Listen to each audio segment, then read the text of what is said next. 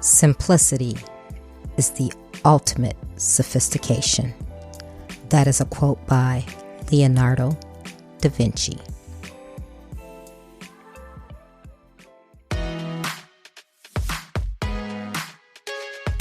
Welcome to Trina Talk. Trina Talk is a weekly podcast that will inspire and empower women of all ages to strive for the impossible. Your host, Trina L. Martin from TrinaMartin.com, is a motivational speaker, leader, and cyber tech expert. Every week, Trina will share wisdom gained from her life experiences and lessons learned while pursuing her goals to inspire you to achieve the next level in your life. Now, your host, Trina L. Martin. Hello, welcome to Trina Talk. I am your host, Trina L. Martin, and this is episode 89. If COVID-19 has shown you that you need to get better with communicating remotely, then I want to help you. My clients are small and medium-sized businesses who have clients, customers, and even employees in multiple locations, and they need to stay connected with them. I help my clients use technology to communicate more effectively, more efficiently, and elevate their operations. If that's you, then reach out to me at nextlevel@trinamartin.com. The topic of this week's episode is sustaining success with simplicity. My guest this week is Brian Winch. Brian is the creator and author of Cleanlots, America's simplest business. Brian has been involved in all aspects of the parking lot litter cleaning business since 1981. He can show you how to start and operate a business based from home and make money from a simple green service that's almost as easy as going for a walk. Hi, Brian. Welcome to Trina Talk. Hi, Trina. It's great to be here. It's great to speak with you. I am looking over your bio, and you are an entrepreneur, to say the least. And you have a much needed business, but it's different than what I think anybody would think of creating and doing. So before we delve into those questions, tell me who Brian is and what made you the Brian that you are today. Well, I am just recently turned 60 years of age, and I started my own business when I was 21, just a couple of months after my father passed away from an early unexpected heart attack. And I think that had quite the influence on me. I wanted to take what he had done as a side hustle, which was cleaning up litter from a nearby shopping center, and making extra money doing that as a moonlighting. Actually, it wasn't called a side gig or side hustle back then. And I thought, you know what, I bet you I could turn this into a full-time business. And so I started it as a side gig, and within 3 or 4 months after doing that, and also working my full-time job, I was making more money doing that than I was from my full-time employment. And so I left my job and devoted my efforts full-time to the business. And I've been doing that ever since 1981, continuing to scale the business and becoming very successful at it. Wow. So you've had your business since 1981? Since 1981, the very same service. And what I discovered about myself was that you have to be passionate for what you do. You can't just do something because you believe it's going to bring you a lot of money. Don't chase the dollars. You have to at least like what you do. And if you're passionate and patient, I think those are the three qualities that have been responsible for a great deal of my success. And I would encourage anyone out there that is looking, at an opportunity, whether it be a side gig or a full-time business, that to take a look at what skill sets you have and what you would really like to do, as opposed to getting involved in something you think you would because the paycheck or the dollar signs are large. Wow. So going back, thinking about what you're saying, so you had a full-time job before you started in the cleaning services. What was your job, and what made you just decide? I know you said your father passed and you decided to take on his side hustle, but what made you think that, okay, I can actually scale this and have a profitable business doing what I'm doing? Well, I was working as a full-time shipper receiver for a large sporting goods company, and although I didn't mind the job, I just couldn't see myself doing that the rest of my life. I didn't see much of the opportunity for advancement because I didn't have much of education. I barely graduated high school, and I didn't have a lot of money. I was only 21, and a lot of skills that I had developed. So I started looking at, what could I do? And that's when I decided, why not, take my dad's idea or what he was actually doing at the time on a part-time basis and see if I could scale it. And the original intention wasn't to build it into some multi-million dollar empire, but rather it was an opportunity to work for myself. I'm a very independent person. I like to call my own shots and work for myself, work my own hours, etc. And that's what I did. That was the intention. And it didn't take very long, a matter of a couple of years, where I had built it as big as I could as a simple one-man operation.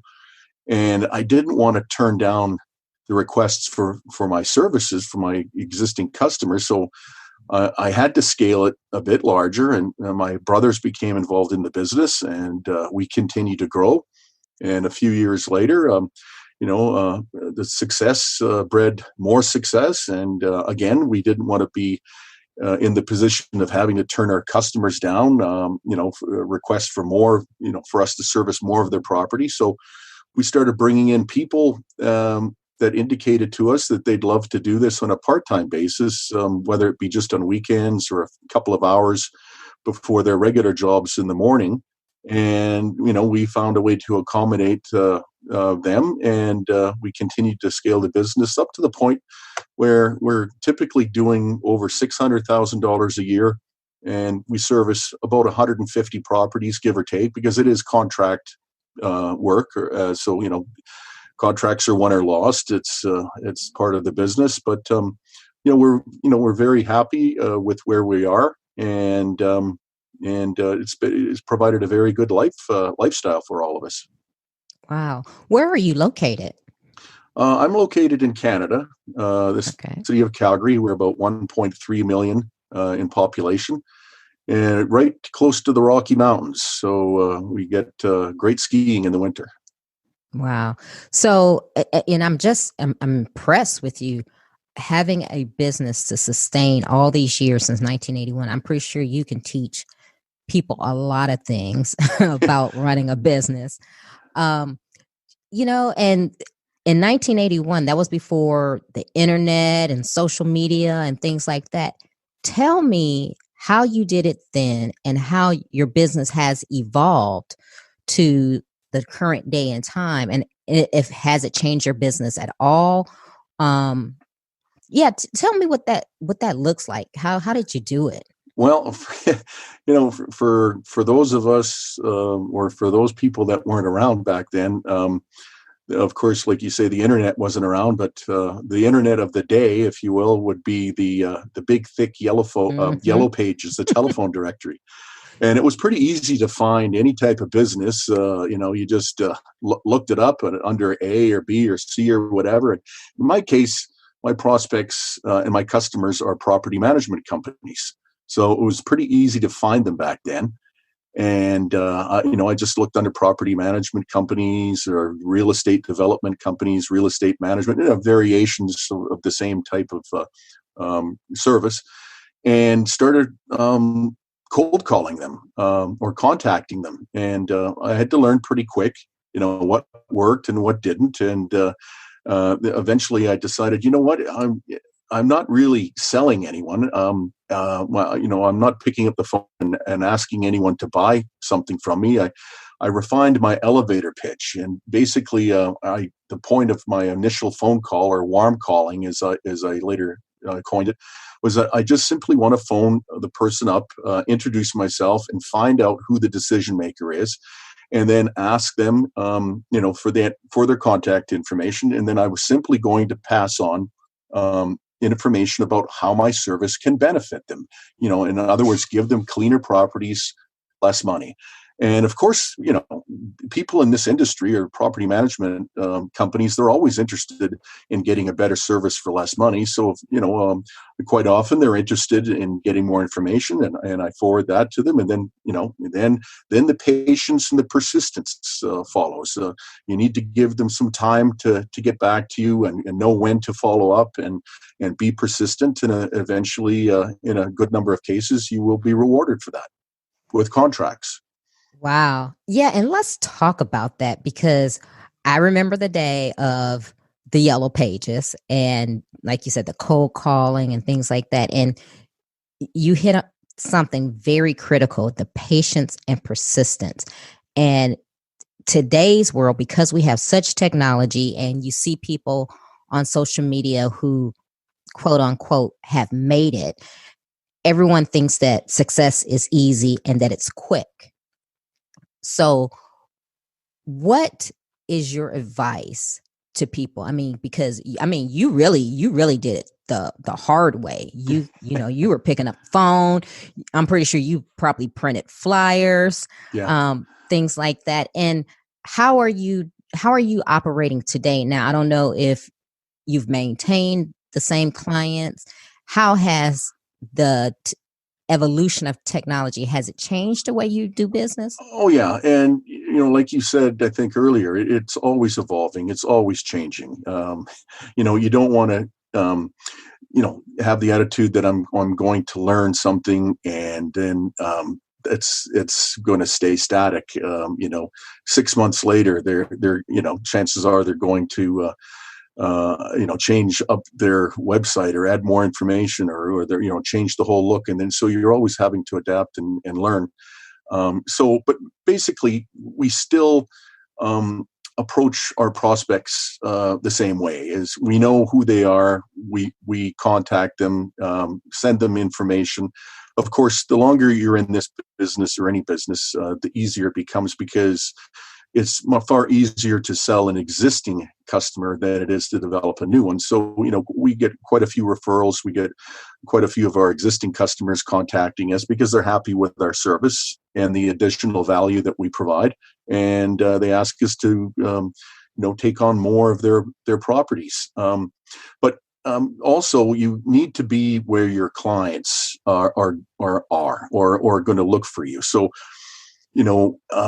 when I first started out, obviously there wasn't such thing as a website, but you would have brochures and things like that, and a lot of that stuff now is basically online and in the form of your own website. So we're there, but we also have to be on LinkedIn, for example, because a lot of our prospects, or even our existing customers, have profiles on LinkedIn, and it's a great way to generate additional business. From there. But I tell a lot of people that are starting out, before you even develop your own website and put the money into it, reach for the low hanging fruit. And a good example of that is claiming your free Google My Business listing.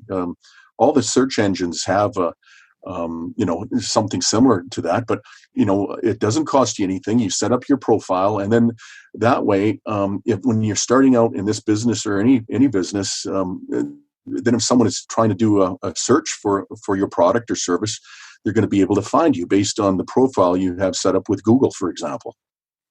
Wow. Good tip. Good tip.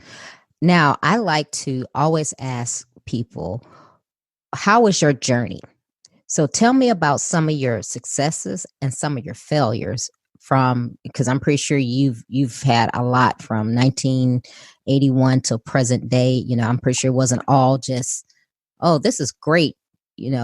Tell us about the journey. Oh, okay. Well, like I say, when I first started it, I had nothing to lose. I thought, well, all I'm looking for is just to get that first contract, that first building. And, I was lucky to start off with three. And that's where everything started, the School of Hard Knocks. I learned, how to walk the property in order to service it the best. And, the service really is almost as easy to do as going for a walk. We maintain the properties litter free. We don't go in and clean up an accumulation of material.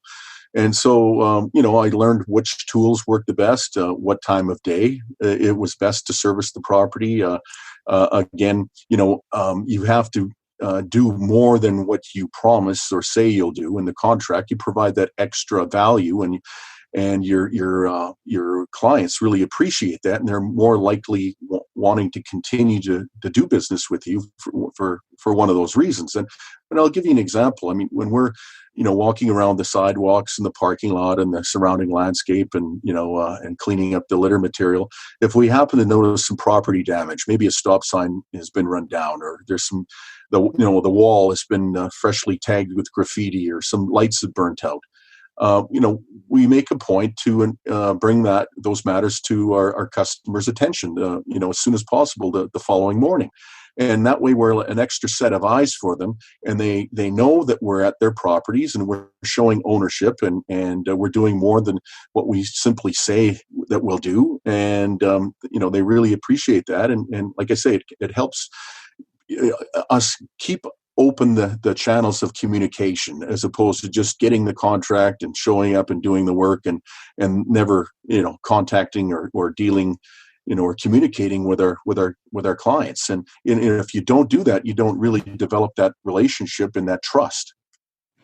Oh, so good. And that's something that I think a lot of people don't realize, the relationship, the trust. And you just spoke $1 million with the added value, because as you were saying, when you're out walking the property and you see something that it's not even in your scope of business, but still you make note of it, and you tell your client that, hey, you know what, someone, spray painted a wall.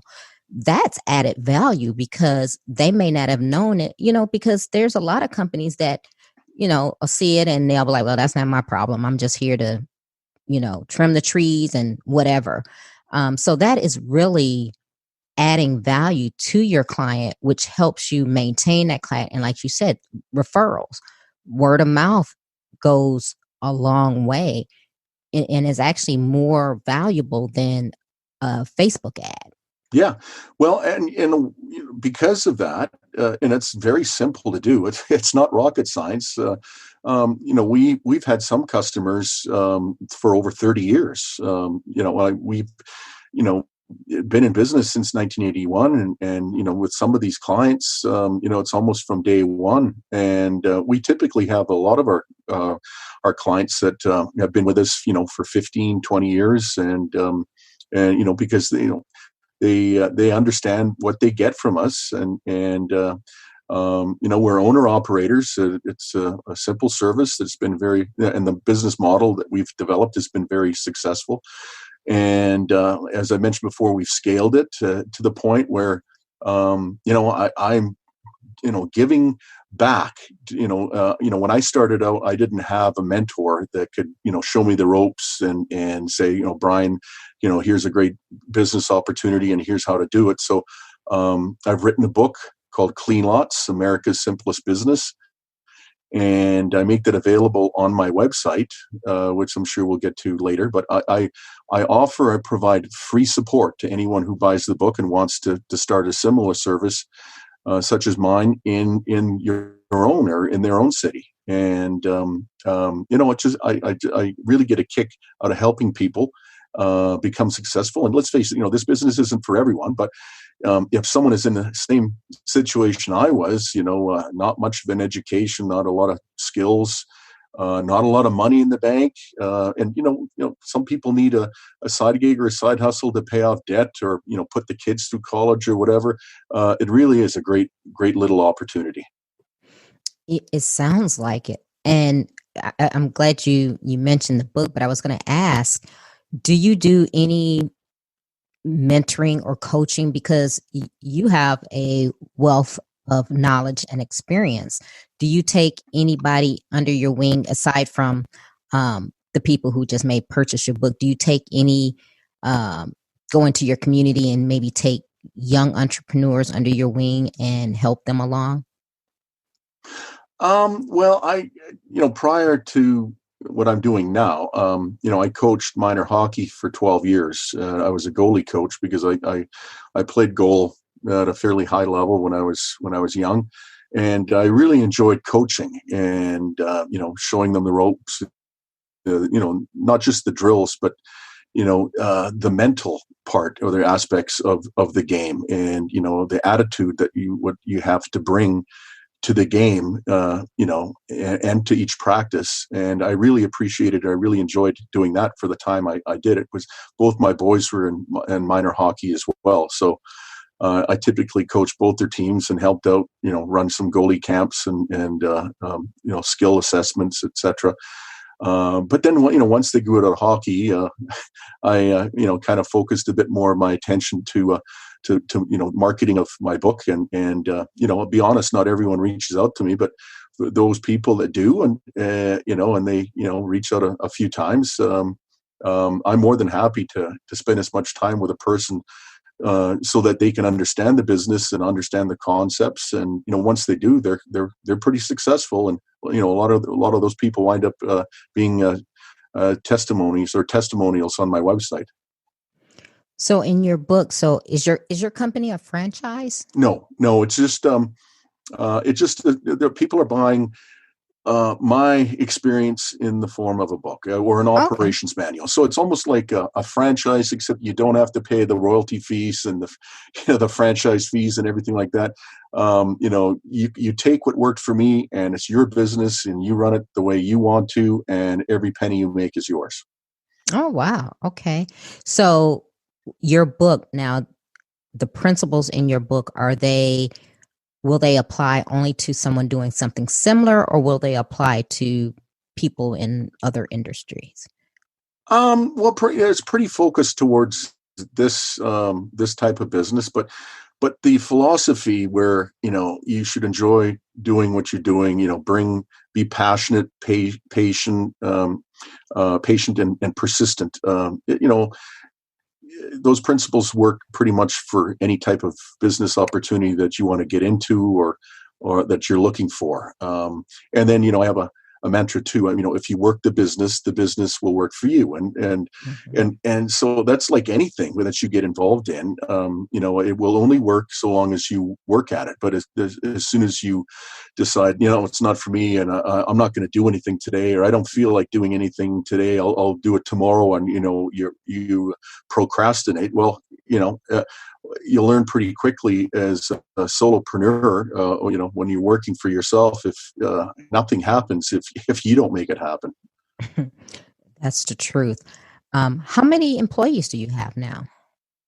We've got a crew of about 10 or 12 people that are out, cleaning up litter from commercial properties. And a lot of our people have been with us for quite a few years too. We don't typically have a problem with employee retention or people coming and going, and they think, oh, I'll do this for a while, but I'm looking for a better opportunity. Because I think the people that we recruit, a lot of them have been friends or coworkers or relatives, and they enjoy doing the work. It's easy work in the early morning hours before that you go to work, if that's the case, if you're just doing this part-time. But there's not much to it. You just basically need to go out and do it and show up and be those extra set of eyes. And it's a pretty simple service to perform.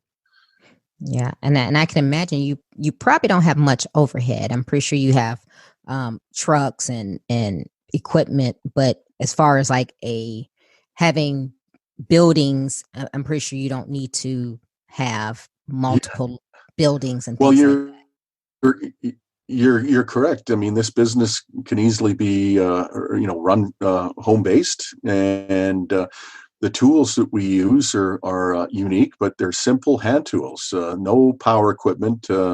we don't need power sweepers or any expensive equipment like that, or the space to store it or maintain it. Simple hand tools, and we walk the property and on a regular basis, in some cases daily, and it's not it's not difficult. Wow. I do have to say it is a simple business, but you have turned something simple and, like I said, much needed, because every business wants to present themselves well. So they don't want the litter in their parking lots or on their walkways or things like that. So it's a much needed service. And not many people think of things like that, because, they're looking for the big thing, the glamour thing, the thing that's going to cause them to get, fame and notoriety. But this is something that is needed. And, you've turned it into a mega business here. Yeah. Well, you're right. Most people don't think of this. And I think one of the reasons is they don't see it being performed. They just show up at a property during normal business hours when they're shopping, and they expect to see a clean property, or in some cases, maybe they see a property that isn't very well maintained. But, like I say, this service is after hours. It needs to be performed before the business is open. So you can clearly see and clean all material. And it's worked out very well for us. Wow. So, Brian, I mean, I'm just totally impressed with this, because, like I said, it's something, and you're right, because you don't see it happening, you would never think about it. But I mean, the fact that you've had a business, I mean, there's people who have, multi-figure businesses that haven't been in business as long as you have. Yeah. Well, and one thing too is litter.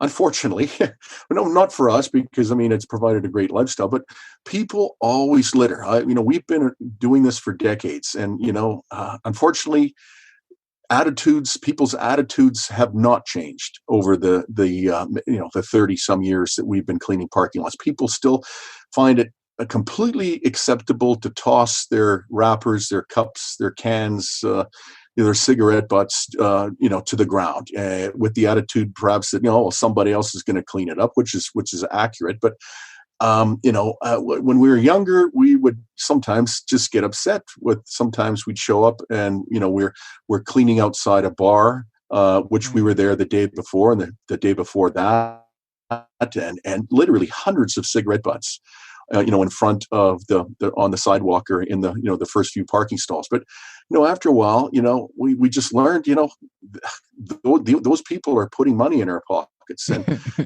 we've survived a number of recessions, and now we're in this midst of the COVID-19 pandemic, and I don't know about you, but all of a sudden we noticed 2 or 3 months ago, when we're showing up at our properties, all of a sudden we're seeing all of these latex gloves and these masks and these wipes that people are discarding to the ground, just as they would their empty coffee cups and their burger wrappers.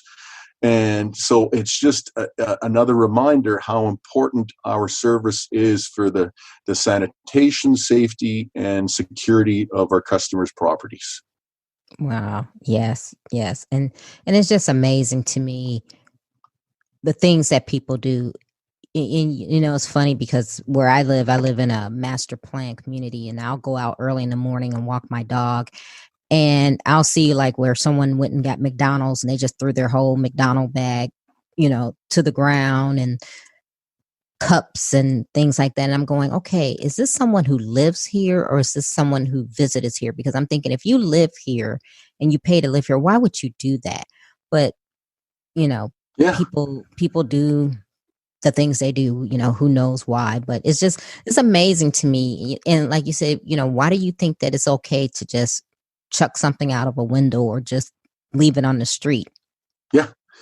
Well, and we see it all the time, and it's not just young people, it's people of every generation where, you could be out shopping, during the day, you're just getting in or out of your car, or maybe you're waiting in the car to go into an appointment, and something catches your eye. You see somebody in their vehicle open their door, and then out they toss the the trash from their vehicle, like the burger wrappers or whatever. And like I say, it's from all age groups. It's not just any particular demographic. So it's unfortunate, but like I say, there's where there's an opportunity, you just you make the most of it, and it may not be the most glamorous, but it certainly can provide a really nice lifestyle to you if you're willing to do it. Yeah. Wow. Okay, so we've gotten in the meat of the interview. So I'm going to go into the questions because you have interested me so much that I'm really curious and interested how you're going to answer these questions. So are you ready? I'll do my best. Okay, number 1. Who or what motivates you?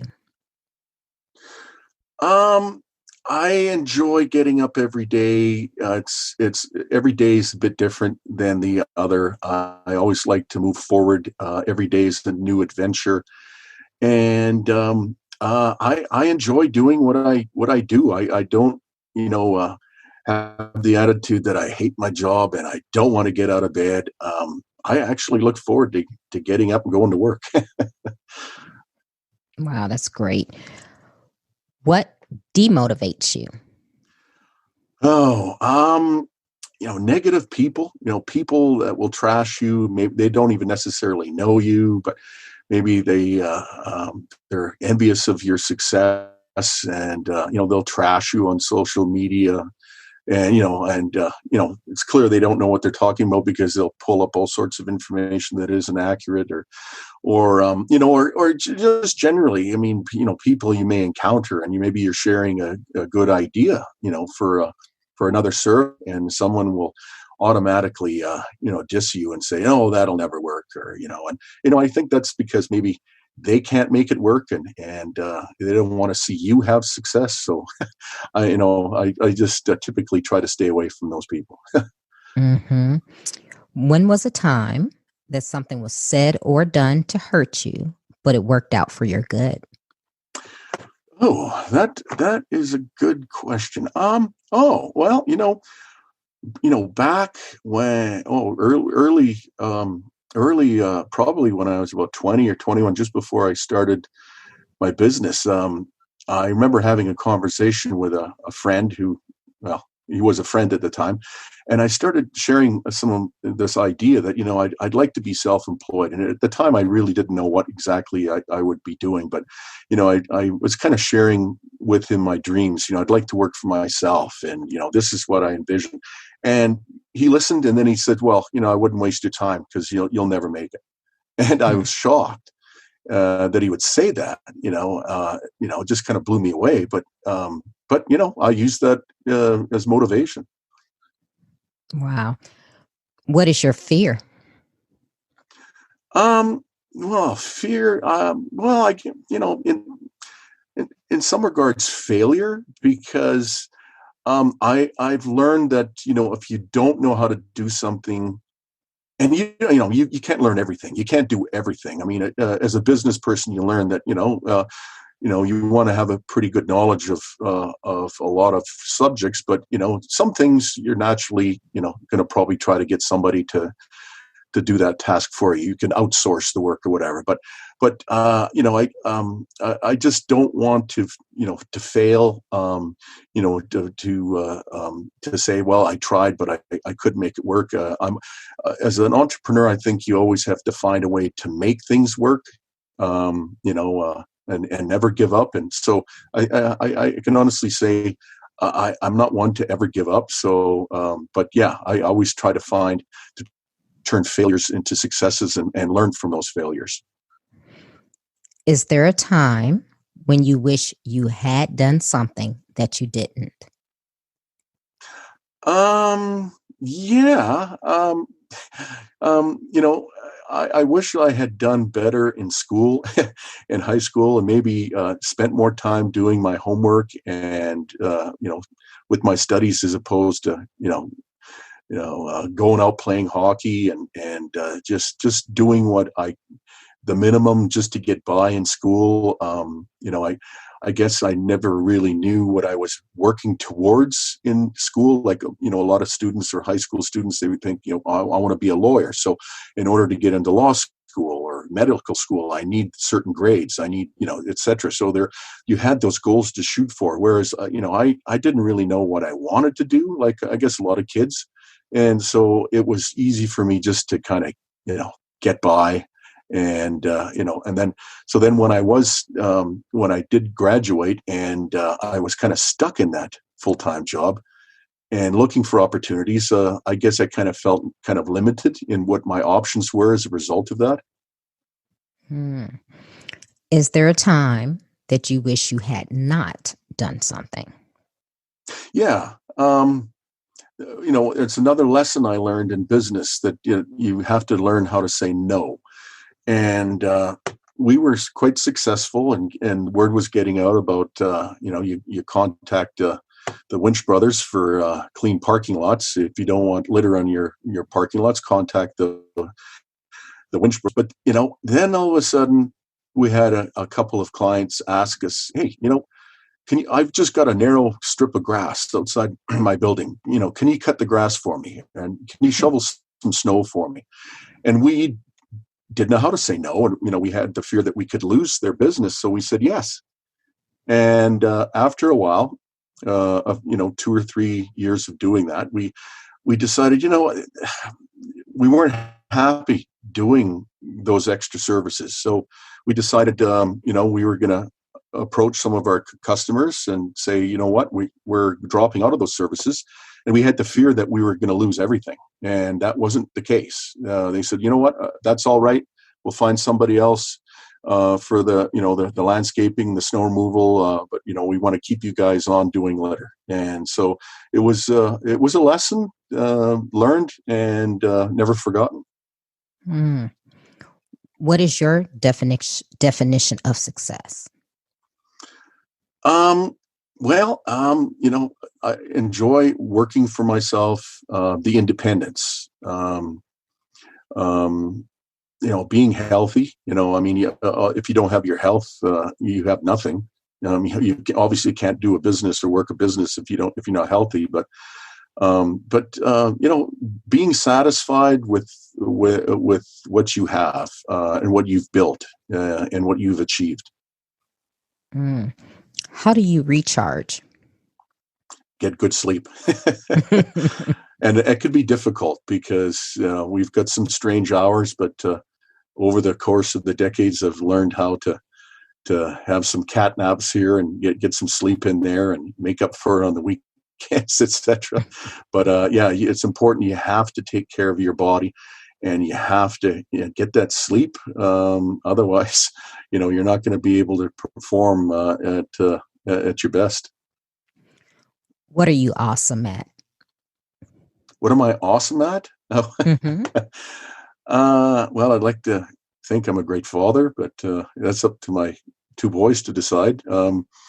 I think I'm awesome at doing this business, providing a valuable service to my community, and then sharing it with others and giving back in the way I do with my free support.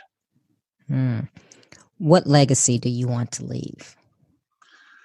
That I never gave up. I never quit. I always did the best that I could. Wow. Give the listeners one motivational takeaway. That's a good one. Like I said earlier, I guess, if you're passionate, and patient and persistent, you'll be successful at whatever you try. But make sure that you do it for the right reasons. Don't chase the money.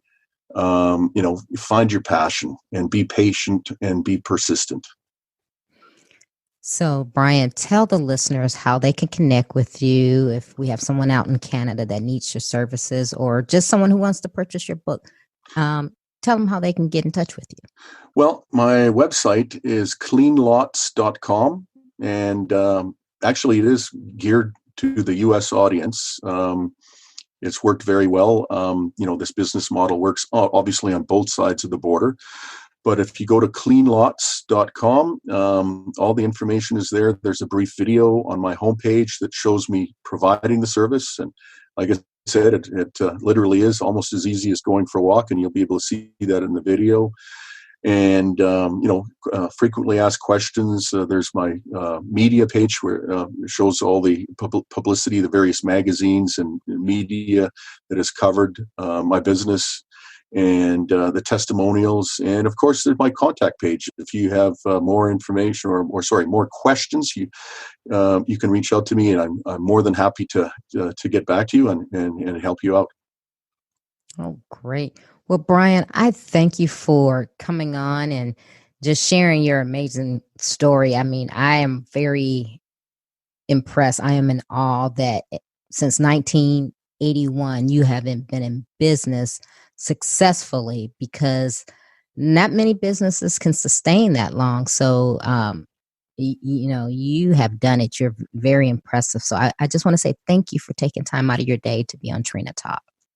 Well, thank you, Trina, and I for the opportunity to share this. If you like Trina Talk, please don't forget to go out to Apple Podcasts to subscribe.